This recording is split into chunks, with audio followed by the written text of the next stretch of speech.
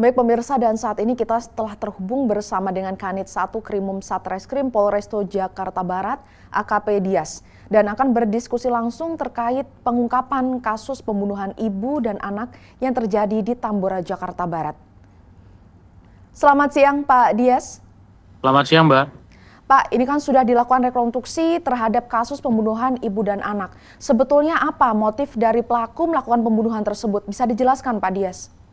Baik, terima kasih. Sebelumnya dapat saya jelaskan berkaitan dengan motif terkait pembunuhan yang dilakukan oleh tersangka terhadap dua orang korban perempuan. Itu didasari oleh sakit hati dan juga memang ingin memiliki harta dari korban. Karena memang diketahui sebelumnya korban ini sempat memberikan informasi bahwa korban memiliki sejumlah uang yang disimpan di dalam rumahnya. Seperti itu, Mbak. Bagaimana Pak kronologi tersangka melakukan pembunuhan tersebut? Untuk kronologi ataupun modus yang dilakukan tersangka melakukan pembunuhan, yakni dari awal tersangka mengenal korban itu sejak 2021 hingga 2025 memang sudah banyak intensitas komunikasi yang dilakukan tersangka terhadap korban. Maka dari itu, karena sudah melihat sejumlah uang yang ditunjukkan oleh korban kepada tersangka, timbullah muncul niatan dari dari tersangka, mohon maaf, untuk menguasai uang tersebut dikarenakan memang tersangka ini memiliki sejumlah hutang terhadap korban. Di samping itu ingin memang menguasai uang tersebut, sehingga dia membuat alibi atau membuat ide yang menjadi seolah-olah dua orang lain yang dimana itu adalah ternyata tersangka sendiri untuk mengelabui korban, untuk bisa meyakinkan ingin menggandakan uang serta membantu korban ibunya ini untuk mencarikan jodoh korban anaknya, seperti itu.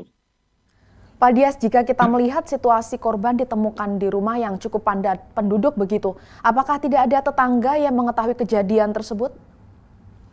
Jadi dapat saya sampaikan di sini untuk dari hasil temuan yang dilakukan investigasi yang dilakukan oleh Polres Metro Jakarta Barat terkait kasus pembunuhan ini, diketahui dari keterangan bahwa awalnya dua orang korban ini dinyatakan hilang. Itu di tanggal 3 Maret, di mana dari tanggal 1 itu sudah tidak terlihat.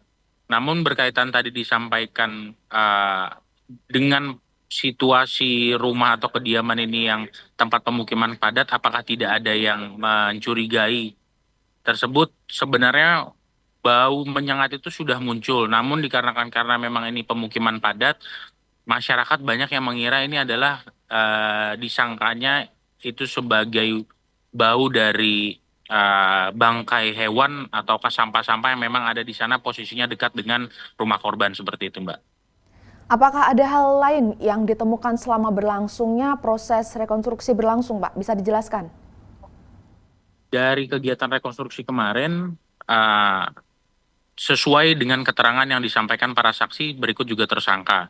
Dan tidak ditemukan hal yang berbeda atau yang signifikan berbeda atau menonjol terhadap temuan-temuan tersebut. Hanya kita memastikan kembali apakah keterangan yang disampaikan atau juga cara yang dilakukan oleh dari tersangka ini dalam melakukan aksinya itu sesuai apa tidak, seperti itu, Mbak. Lalu bagaimana Pak hukum pidana yang dijatuhkan terhadap pelaku ini?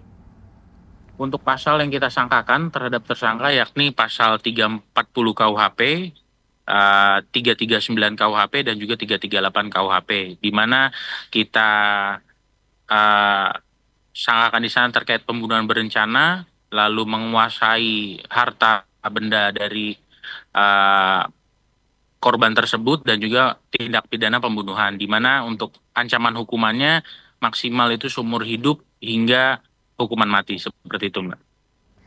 Baik, terima kasih AKP Dias atas informasinya. Selamat siang dan salam presisi. Selamat siang, terima kasih, Mbak.